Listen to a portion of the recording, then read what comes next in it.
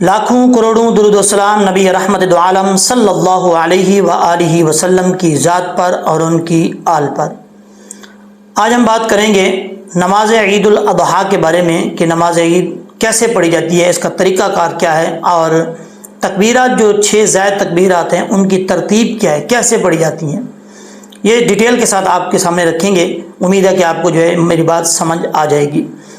پھر بھی اگر سمجھ نہ آئے جو تو کمنٹ سیکشن میں ضرور کمنٹ کر کے پوچھ سکتے ہیں آپ، کسی کی پرابلم نہیں ہے۔ پہلی بات تو یہ ہے کہ ہم نیت کے حوالے سے بات کر لیتے ہیں۔ جو کسی کے ذہن میں یہ بات نیت کے حوالے سے ہے تو وہ یہ بات ختم کر دینی چاہیے۔ کیا بات ہے؟ اکثر لوگ سوچتے ہیں کہ اگر ہم نماز کی نیت نہیں کریں گے، کوئی بھی نماز ہو، نماز عید الاضحیٰ ہو، نماز عید الفطر ہو، یا اس کے علاوہ باقی جو ہم نماز پڑھتے ہیں ان کی نیت ہو، کوئی بھی نماز ہو، اس کی نیت کرنا کوئی فرض یا واجب نہیں ہے۔ اگر ہم نیت کر لیں گے تو ہمیں ثواب ملے گا، یہ ایک مستحب چیز ہے۔ اگر ہم نیت نہیں کریں گے تو ہماری نماز ہو جائے گی۔ جو لوگ سوچتے ہیں کہ اگر نیت نہیں کریں گے تو نماز نہیں ہوگی، یہ غلط ہے۔ اگر ان کو کسی نے بتایا ہے، کسی عالم کے پاس یا کسی مفتی صاحب کے پاس اس بات کو درست کر لیں، ٹھیک کر لیں، صحیح مسئلہ جو ہے وہ پوچھ لیں۔ اصل مسئلہ یہی ہے کہ اگر نیت نہیں کریں گے تو نماز آپ کی ہو جائے گی، کر لیں گے تو بہتر ہے، ثواب ہوگا۔ نیت جو ہے وہ دل کے پختہ ارادے کا نام ہے۔ جب آپ نے دل سے سوچ لیا ہے، جب گھر سے نکلتے ہیں تو یہی سوچ کے نکلتے ہیں کہ میں نے نماز پڑھنی ہے، اللہ کی عبادت کرنی ہے، تو اس کا مطلب آپ کی نیت ہے نماز پڑھنے کے لیے، تو آپ کی نیت جو ہے وہ ہو گئی اس ٹائم کی۔ اللہ تبارک و تعالی جو ہے دلوں کے راز جانتا ہے۔ جب آپ دل سے سوچ لیں گے تو آپ کی نیت جو ہے ہو جائے گی۔ اب آگے کی طرف چلتے ہیں کہ نماز کے اندر جو 6 تکبیرات پڑھی جاتی ہیں ان کا طریقہ کار کیا ہے، ان کی ترتیب کیا ہے، یہ ہر سال بھول جاتی ہیں۔ جو لوگ چھپ چھپ کر نماز عید اضحیٰ ہو یا نماز عید الفطر ہو، اس نماز کو پڑھتے وقت چھپ چھپ کر لوگوں کو دیکھتے ہیں، ایک دوسروں کو دیکھتے ہیں کہ وہ کیسے پڑھ رہا ہے تو میں بھی اسی طریقے سے پڑھوں، تو نقل کے لیے بھی عقل چاہیے۔ کئی دفعہ میں نے دیکھا ہے کہ اکثر لوگ جب نماز پڑھ رہے ہوتے ہیں، نماز عید الفطر ہو یا نماز عید الاضحیٰ ہو، جب یہ پڑھ رہے ہوتے ہیں تو ایک دوسرے کی طرف کبھی ادھر دیکھتے ہیں کبھی ادھر دیکھتے ہیں۔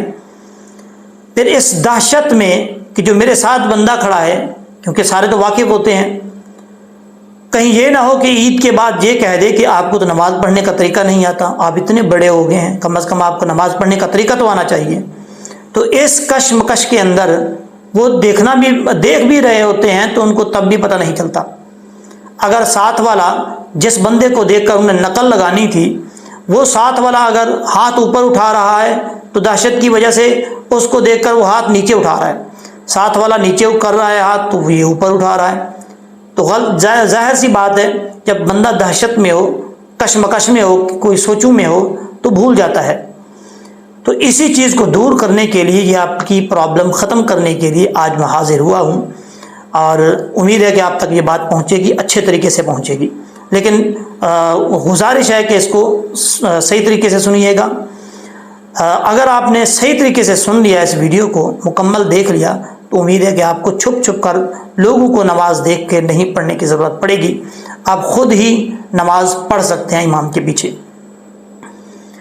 اچھا، اس میں 6 تکبیرات ہوتی ہیں، اس میں پڑھنے کا طریقہ یہ ہے، اس کی نیت کا طریقہ یہ ہے، اگر کوئی نیت کرنا چاہے تو نیت کرتا ہوں نماز کی 2 رکعت نماز عید الاضحیٰ، 6 زائد تکبیرات کے، پیچھے امام کے، یعنی میرا منہ قبلہ کی طرف، پیچھے امام کے، اللہ اکبر۔ اب یہ جب آپ پڑھ لیں گے تو امام صاحب اللہ اکبر کریں گے تو ہم بھی ہاتھ ایسے اٹھا کے اللہ اکبر کر لیں گے۔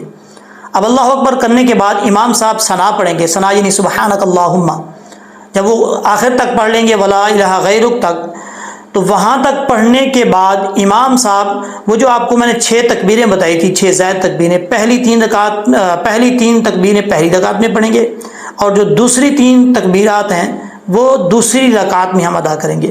اب ہم پہلی رکعت میں 3 تکبیریں پڑھ رہے ہیں، جب ثنا ختم کر لیں گے تو پھر ہم نے جب امام صاحب کریں گے اللہ اکبر ثنا پڑھنے کے بعد، ہم نے بھی اللہ اکبر کر کے ہاتھ اٹھا لینے ہیں اور ہاتھوں کو چھوڑ دینا ہے۔ دوسری دفعہ کہیں گے اللہ اکبر، ہم نے بھی اللہ اکبر کر کے ہاتھ اٹھا کے ہاتھ چھوڑ دینے ہیں۔ تیسری دفعہ جب امام صاحب اللہ اکبر کریں گے تو ہم نے بھی اللہ اکبر کر کے ہاتھ اٹھائیں گے اور ہاتھوں کو چھوڑیں گے نہیں۔ تیسری تکبیر میں ہاتھوں کو ایسے باندھ لیں گے، جیسے نماز میں باندھ کے کھڑے ہوتے ہیں، ہاتھوں کو باندھ کے امام صاحب کے پیچھے کھڑے ہو جائیں گے، ہاتھ باندھ کے امام صاحب کی جو ہے وہ تقلید کریں گے، یعنی امام صاحب جو قرات کریں گے ہم اس قرات کو خاموشی سے سنیں گے۔ قرات کرنے کے بعد امام صاحب رکوع کریں گے، سجود کریں گے، رکوع سجود کرنے کے بعد جب اوپر آئیں گے دوسری طرف تو دوسری رکعت شروع ہو جائے گی۔ اب دوسری رکعت جب ہم شروع کریں گے تو دوسری رکعت میں امام صاحب جو ہے قرات کریں گے، قرات کرنے کے بعد کوئی بھی سورت اس کے ساتھ ملائیں گے۔ سورت ملانے کے بعد جب ان کی قرات یعنی کمپلیٹ ہو جائے گی، اس کے بعد امام صاحب اللہ اکبر کریں گے تو ہم نے بھی اللہ اکبر کر کے ہاتھوں کو چھوڑ دینا ہے۔ پہلی تکبیر ہوگی، دوسری تکبیر اللہ اکبر کریں گے امام صاحب، ہم نے بھی اللہ اکبر کر کے ہاتھوں کو چھوڑ دینا ہے۔ جب تیسری تکبیر کہیں گے اللہ اکبر امام صاحب تو ہم نے بھی اللہ اکبر کر کے ہاتھوں کو چھوڑ دینا ہے۔ یہ تین تکبیریں ہماری پوری ہوگی۔ اب امام صاحب چوتھی تکبیر کہیں گے، یاد رکھیے گا چوتھی تکبیر جب امام صاحب کہیں تو ہم نے ہاتھوں کو نہیں اٹھانا، ہم نے سیدھا رکوع کی طرف جانا ہے۔ یہ ہماری تکبیریں جو ہیں وہ مکمل ہو گئی۔ پھر رکوع کریں گے، رکوع کے بعد جو ہے وہ جو طریقہ کار ہوتا ہے باقی وہ سیم ہے جیسے پہلے نماز ہم پڑھتے ہیں۔ تو یہ نماز کا طریقہ کار ہے، اور ایک دفعہ آپ کو میں پھر بتا دوں کہ اس کو اچھے طریقے سے کسی کی طرف نہیں دیکھنا۔ اگر جس نے بھی یہ ویڈیو دیکھی ہے امید ہے کہ آپ کو میری بات یہ سمجھ آ گئی ہوگی۔ اگر پھر بھی نہیں آئی تو کمنٹ کر کے آپ کمنٹ سیکشن میں پوچھ سکتے ہیں، انشاءاللہ میں آپ کو ضرور بتاؤں گا۔ تو یہ ضرور دیکھ لیجئے گا تاکہ آپ کو نماز کے اندر آپ کو کسی شرمندگی کا سامنا کرنا نہ پڑے۔ دعا ہے کہ اللہ تبارک و تعالی ہم سب کو نماز عید الاضحیٰ، نماز عید الفطر، کوئی بھی نماز ہو اس کا طریقہ کار سمجھنے کی توفیق دے اور اس پر عمل کرنے کی توفیق دے۔ والسلام۔